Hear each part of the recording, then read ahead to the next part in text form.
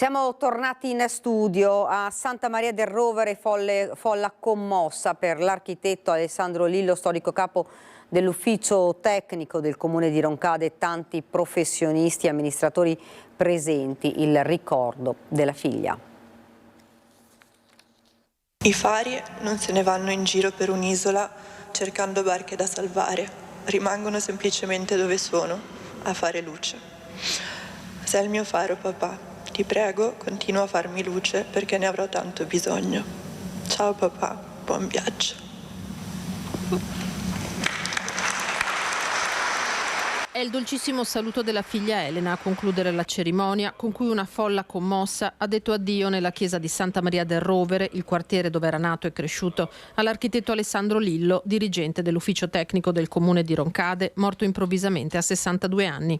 Strette in un dolore immenso e spiazzante Elena, Paola, la compagna di Alessandro, le sorelle Antonella e Stefania. Il parroco Don Adelino Bortoluzzi ne ha ricordato il grande impegno professionale. Si è sempre occupato, oltre la burocrazia, della bellezza dei nostri territori. Ad assistere alla cerimonia amministratori e professionisti, dal presidente della regione Luca Zaia ai sindaci che si sono succeduti negli ultimi anni a Roncade, Ivano Sartor, Simonetta Rubinato, Pieranna Zottarelli e l'attuale Marco Donadel con i suoi assessori. Chiunque abbia avuto il privilegio di conoscerlo e di lavorare con lui sa quanto fosse prezioso il suo apporto e quanto la sua assenza si farà sentire.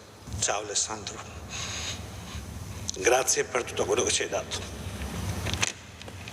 La stima e la riconoscenza dell'Ordine degli Architetti. Noi oggi salutiamo un collega che ha dato veramente molto alla nostra professione, avrebbe potuto dare ancora di più sia alla professione che proprio anche alla comunità. Il commosso saluto dei compagni di scuola. Da oggi riprenderemo ad essere una classe per chi non c'è più e per chi è rimasto. Solo così saremo ancora tutti insieme in quinta E. Ciao Alessandro, amico e compagno di una vita, i tuoi compagni.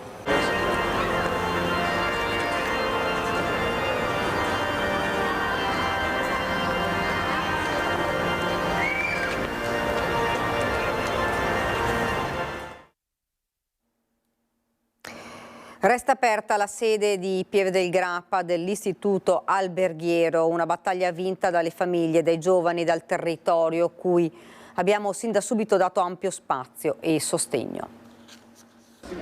Istituto Alberghiero Maffioli, resta aperta la sede di Paderno di Pieve del Grappa.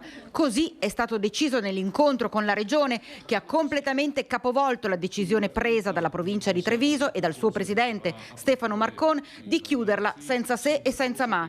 Ma loro, le famiglie, non si sono arrese. Fondamentale il lavoro di squadra di genitori, insegnanti, studenti e studentesse e dell'intero territorio della Pedemontana a cavallo tra Trevigiano e Vicentino. Una notizia che ha fatto tirare letteralmente un sospiro di sollievo. Ci abbiamo creduto fino in fondo, abbiamo interpellato amministratori locali, provinciali, regionali, abbiamo voluto sentire la voce di professionisti del settore alberghiero, turistico e nonché la gente comune ci ha dato una mano grandissima, ci ha fatto sentire veramente l'importanza del territorio, l'importanza di questa scuola. E oggi finalmente ci siamo riusciti. La sede di Villa Fietta manterrà questa collocazione sino alla fine del prossimo anno scolastico 2025-26.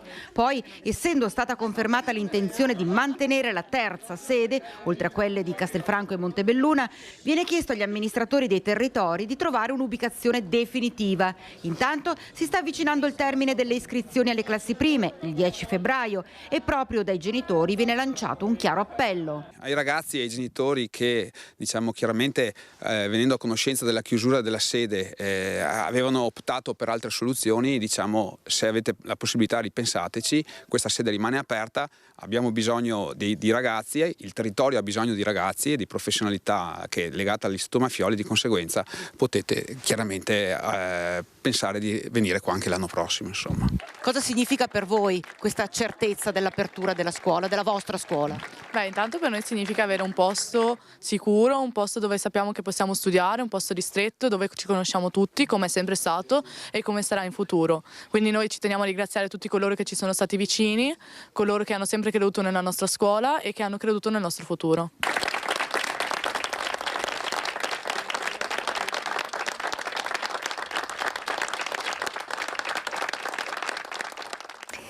Spettro Dazzi USA, in videocollegamento dagli Stati Uniti il segretario generale della Camera di Commercio italiana di New York rassicura gli imprenditori veneti, in particolare quelli della filiera del Prosecco. Io oggi mi sento di rassicurare un po' le aziende che ci stanno ascoltando, perché se guardiamo a quello che Trump ha fatto nella prima amministrazione, diciamo che lui ha sempre utilizzato la campagna elettorale per presentare, diciamo, una serie di misure in maniera molto più drammatica e molto più incisiva di quello che poi alla fine, diciamo, all'atto pratico si è effettivamente realizzato. Rassicura gli imprenditori trevigiani e veneti il segretario generale della Camera di Commercio italiana a New York. I dazi annunciati da Trump difficilmente saranno applicati all'export italiano. Tema che impensierisce non poco i nostri imprenditori, considerando che gli Stati Uniti è uno dei mercati più importanti per diverse tipologie di prodotto, in particolare moda, mobili e arredamento, ma soprattutto agroalimentare. Quello che potrebbe capitare, ha sottolineato Tozzi, è un riallineamento reciproco dei dazi, guardando all'attuale squilibrio, come ad esempio sui modelli BMW costruiti negli stabilimenti statunitensi rispetto a quelli tedeschi. Il dazio che l'Europa applica su questo flusso di prodotti in entrata in Europa è del 12,5%. Il dazio che invece gli Stati Uniti applicano sul flusso contrario è del 2,5%. Cosa che non capiterà certo per il Prosecco, in testa negli Stati Uniti con Parmigiano Reggiano e Grana Padano tra i preferiti dell'agroalimentare italiano.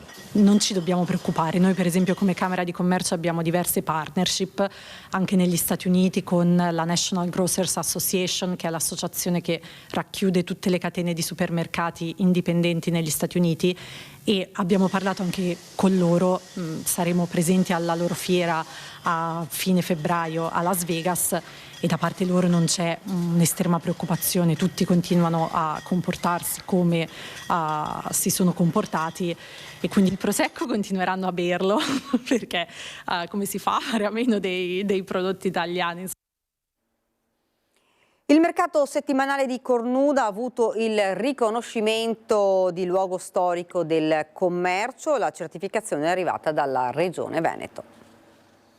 Era il 1 marzo 1906 quando a Cornuda fu istituito il mercato settimanale. Diventato operativo qualche mese dopo, si è confermato nell'arco di quasi 120 anni uno dei più importanti del territorio. È luogo di incontro, di commercio, di convivialità per la nostra comunità, ma non solo, perché questo è un mercato che ha 62 banche, quindi è un mercato anche importante e anche un riferimento per tutta la zona che sta attorno a Cornuda, e è importante soprattutto perché ha un valore anche per le altre attività commerciali che ci sono nel nostro paese. Il nostro augurio come Confcommercio Treviso è quello che ci sia una prospettiva, che ci sia anche una strutturazione del mercato stesso e una convivenza tra operatori in sede fissa e operatori ambulanti. E la convivenza con l'online?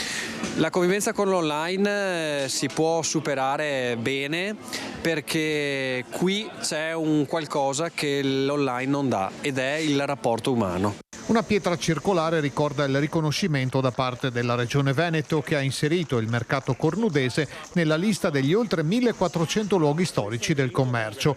Tra questi sono appena una quarantina sui 440 esistenti i mercati ad aver ricevuto la certificazione. Un grande orgoglio per la nostra comunità, ma anche un grande impegno, uno sforzo dell'amministrazione comunale a sostenere queste attività e a sostenere tutto l'indotto che portano nel nostro paese. Nel contesto dell'evento il Comune ha premiato le attività economiche locali presenti, in alcuni casi anche da decenni, nel territorio. La vitalità di un'attività commerciale, di un mercato, è strettamente legata a doppio filo con la qualità della vita urbana, con la qualità dei territori. Quindi sostenere il mercato del giovedì qui a Cornuda significa implementare e sostenere tutto il nostro paese e tutta la nostra Cornuda. Alpini già in fermento per la 96esima adunata nazionale di Biella, perché a 100 giorni dalla sfilata non ci sono già più alloggi disponibili, mentre sono pochissimi gli spazi camper ancora a disposizione. 100 giorni all'alba e già non ci sono più alloggi a disposizione. Stiamo parlando della 96esima adunata nazionale degli Alpini di Biella, fissata dal 9 all'11 maggio prossimo nella città piemontese. Primo segnale di un evento che punta a ripetere i numeri di Vicenza, dove si sono superate le 500.000 presenze con 90.000 penne nere in sfilata. Dopo ben 9 anni, Biella riporta dunque le penne nere in Piemonte, con un nuovo messaggio dopo quello vicentino di alpini portatori di pace. Speranza sarà il termine presente negli striscioni che saranno portati dalle varie sezioni durante il percorso che si snoderà per le vie della città. Che in quei giorni, ha sottolineato il presidente ANA di Biella Marco Fulcheri, avrà un'area costantemente pedonalizzata perché in quei giorni la dunata deve avere la capacità di coinvolgere tutti, soprattutto in centro città. Al momento non è stato ancora ufficializzato il percorso, mentre in collaborazione con tutte le sezioni piemontesi si sta mettendo a punto la macchina logistica, definendo luoghi di ammassamento, punti soccorso, vie di fuga per una dunata che le penne nere biellesi vogliono perfetta, sull'esempio di Treviso 2017 e di Vicenza dello scorso anno.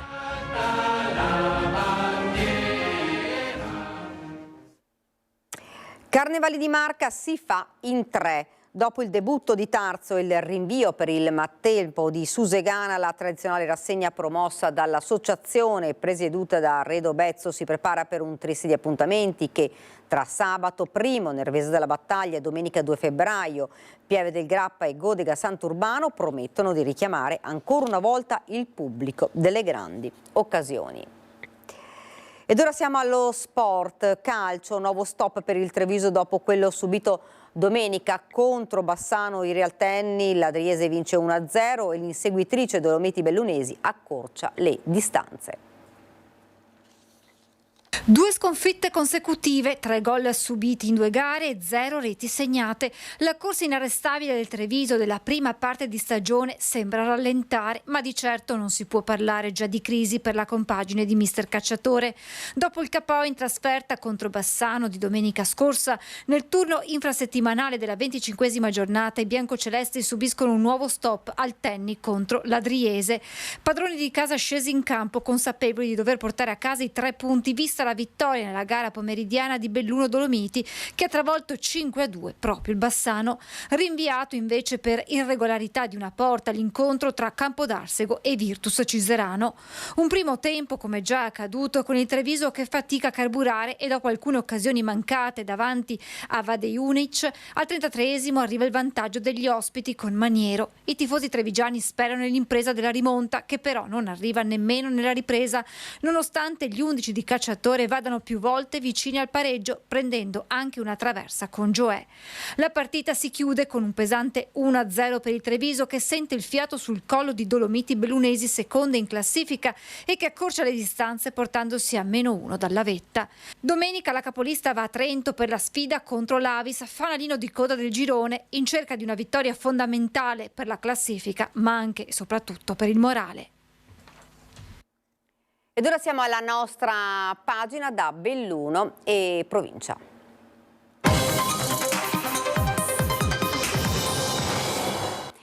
In primo piano la cronaca, furioso incendio nella notte distrugge 2 case a Valle di Cadore, 4 persone evacuate, tra loro 2 feriti lievi, tutto il paese si è stretto attorno alle famiglie che hanno perso tutto.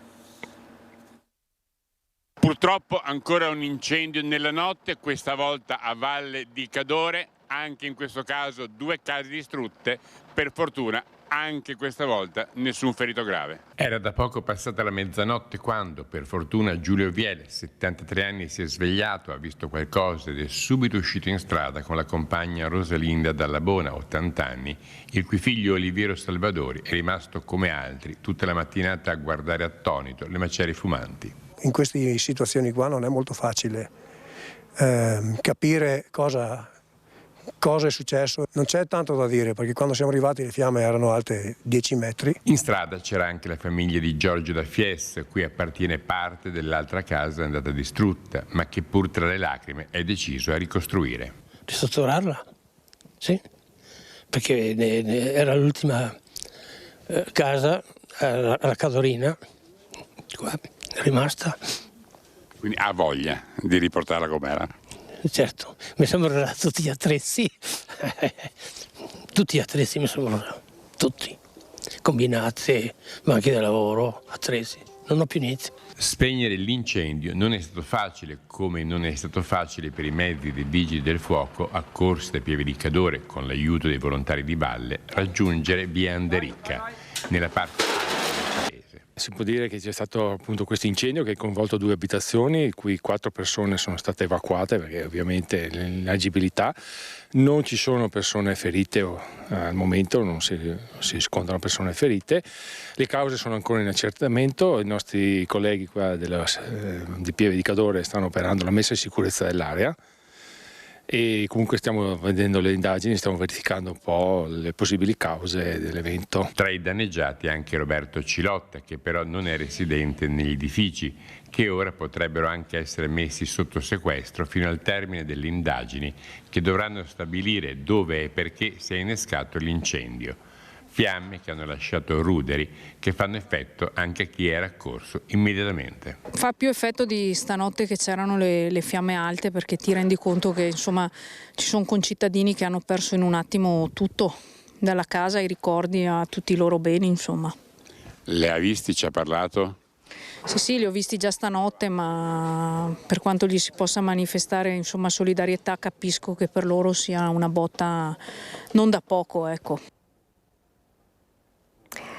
Diga del Vanoi, la provincia autonoma di Trento è pronta a far rispettare in tutte le sedi, anche per via giudiziaria, quindi l'esigenza del rispetto del suo territorio e le prerogative della sua autonomia. Non usano mezzi termini il presidente Maurizio Fugatti e l'assessore all'ambiente Giulia Zanotelli, dopo aver appreso le conclusioni del dibattito pubblico del Consorzio Brenta, che ha affermato la volontà di andare avanti con il progetto, pur con un serbatoio più piccolo da 20 milioni di metri cubi. Come 7 mesi fa la provincia autonoma di Trento torna a far la voce grossa contro la diga del Vanoi, ribadendo i termini della diffida inviata la scorsa estate al consorzio proponente, dal compiere ulteriori attività volte alla progettazione e realizzazione di opere che interessi il territorio trentino in violazione delle disposizioni normative e degli strumenti di programmazione e pianificazione vigenti. Michele Dalfarra non sarà più la testa d'ariete per il rilancio di Longarone Fiere. L'Assemblea dei soci dell'ente ha nominato il nuovo CDA, che sarà presieduto dalla trevigiana Caterina Carrer, 57 anni, commercialista e curatrice fallimentare, attualmente membro del collegio sindacale dell'ULSS 2 Marca Trevigiana. Suo vice sarà Franco Conzato, direttore dell'Agenzia per l'internazionalizzazione del sistema camerale veneto. Dalfarra resta come consigliere assieme alla confermata Chiara Bortola, sindicata da Veneto Agricoltura, e a Giovanni De Lorenzi, indicato dalla provincia di Belluno, già presidente della Fiera di Longarone, che dell'ente diverrà il braccio operativo nel ruolo di amministratore delegato. Il nome di Carrer, proposto dal comune di Longarone, è stato condiviso da Regione e Camera di Commercio. Via libera dal Comitato Olimpico Internazionale al progetto tricolore delle Olimpiadi Giovanili Invernali 2028, che si svolgeranno fra Veneto, Trentino e Lombardia. I giochi si chiameranno Dolomiti Valtellina. Esulta il presidente Zaia, il Veneto raddoppia il sogno olimpico. Il Comitato Olimpico Internazionale ha scelto la nostra candidatura Dolomiti Valtellina come sede delle nuove Olimpiadi Giovanili Invernali del 2028. Altra vittoria, Veneto in prima fila, e grazie a tutti per averci creduto. Il CIO l'ha annunciato nel primo pomeriggio durante la 143esima sessione della sua assemblea a Losanna, formalizzando l'assegnazione delle Olimpiadi Giovanili Invernali 2028 al progetto Dolomiti Valtellina, che non ha dovuto sgomitare per affermarsi. 89 i sì a 1 su 90 voti validi con 2 astensioni. Risultato finale: candidatura unica, già raccomandata lo scorso dicembre dall'esecutivo del Comitato Olimpico Internazionale durante l'assegnazione dell'Assemblea. Dolomiti Valtellina 2028 unisce Lombardia, Veneto e Trentino e si poggia sulla legacy di Milano Cortina 2026. Ancora una volta un grande evento in Veneto, nelle nostre Dolomiti, ripercorrendo ovviamente le sedi di gara che sono state realizzate, sono state ammodernate per le Olimpiadi Invernali 2026, ma questa volta per un'altra grande occasione. È un'espressione di fiducia del CIO nella capacità dell'Italia di offrire eventi di sport invernali eccezionali e di livello mondiale, ha dichiarato il presidente Thomas Bach. L'Italia è pronta a mettere cuore, passione e competenza per ospitare un evento che sarà anche significativa opportunità di crescita per l'intera nazione, ha detto il ministro dello sport Andrea Abodi oggi a Losanna con il presidente del CONI Malagò, i presidenti della Regione Lombardia e della provincia autonoma di Trento, l'assessore veneto allo sport Corazzari e i campioni olimpici Diana Bianchedi e Antonio Rossi. I giochi si disputeranno dal 15 al 29 gennaio 2028 e 7 delle 11 sedi proposte saranno già utilizzate nel 2026. In provincia di Belluno lo Sliding Center e lo Stadio Olimpico di Cortina. Olimpiadi 2026, si comincia a respirare aria frizzante anche in provincia di Belluno. Il countdown verso l'evento a 5 cerchi non ammette soste né tentennamenti. L'organizzazione è a pieno regime, pur se bisogna fare i conti con il completamento delle opere. Comincia a entrare questa consapevolezza di trasformare questo straordinario evento in un'opportunità come realmente è. È chiaro che in questo percorso ci sono stati dei momenti che purtroppo hanno anche drammatici per certi versi, rallentato moltissime cose. Punto su Olimpiadi e Paralimpiadi invernali 2026 a Ring, dibattito stimolato dal collega Christian Arboit, che non ha mancato di punzecchiare il presidente della provincia Roberto Padrin sul tema delle infrastrutture in primo luogo e quello delle 3 grandi varianti attese per i mondiali 2021 e ancora in fase di realizzazione e certamente dirimente. Purtroppo ci troviamo adesso veramente ad arrivare lì. Ma quindi cosa sarà pronto? Diciamolo a tutti. L'obiettivo è quello di arrivare, perché la deadline delle 3 varianti è il 31 dicembre 2025. Quindi Longarone, Tai... No. Tai, Valle e San Vito. Okay. Queste sono le 3 varianti che hanno mondiali e che ora sono diventate per il 2021. Esatto, le opere olimpiche. E quindi entro la fine dell'anno la 51 di Alemagna verso Cortina potrebbe finalmente beneficiare delle opere volute per fluidificare il traffico. È una corsa contro il tempo. Padrin ha detto che tra qualche settimana sarà fatto il punto insieme ad ANAS per capire se i tempi saranno rispettati. Altra questione è quella della variante di Longarone, per la quale il punto di arrivo è fissato al 2028, poi la pista da bob. Io sono convinto che i tempi verranno rispettati per la realizzazione, ormai penso che quel piano B prevale l'ottimismo, diciamo. Lake Placid penso sia ormai di cui si parlava utopia. Un anno fa. Certo. Quindi da questo punto di vista la pista sarà operativa e quindi sarà la sede di queste gare e delle medaglie che insieme allo sci alpino e al curling saranno ospitate a Cortina. Chi pagherà poi la manutenzione dell'impianto olimpico? Padrin sposa le dichiarazioni del presidente del Fondo Comuni di Confine Dario Bonda: i fondi non saranno toccati. Questi fondi non saranno toccati per la gestione della pista da bob. Non saranno toccati per la pista da bob e quindi da questo punto di vista noi siamo sereni. Però è chiaro che il territorio deve esserci in questa partita, non della pista, delle Olimpiadi. Noi abbiamo attivato un tavolo un paio di settimane fa proprio con le categorie economiche, con la Camera di Commercio, con la DMO, con la Fondazione Cortina, per coinvolgere l'intero territorio, perché queste sono le Olimpiadi di Cortina, è vero, ma devono coinvolgere tutti. E per tutti si intende non solo il bellunese, ma il Veneto intero. L'ha confermato durante il dibattito il presidente della Camera di Commercio Mario Pozza, l'ha ribadito il sindaco di Treviso Mario Conte. Non è un beneficio solo di Cortina, ma di tutto l'asse, di tutto il paese del Veneto, ma in particolare di Venezia, di Treviso e di Belluno. L'importante è però che le opere, come dicevo, vengano finite e che Cortina, insomma, si capisca che Cortina è in Veneto. Tutti coloro che arriveranno a Cortina passeranno per Treviso o attraverso l'aeroporto, attraverso la stazione, e francamente io voglio che la mia città si faccia trovare pronta. Ed è tutto per questa edizione del nostro telegiornale. Ora la sigla, poi le previsioni del tempo. Grazie davvero per averci seguito e buona serata.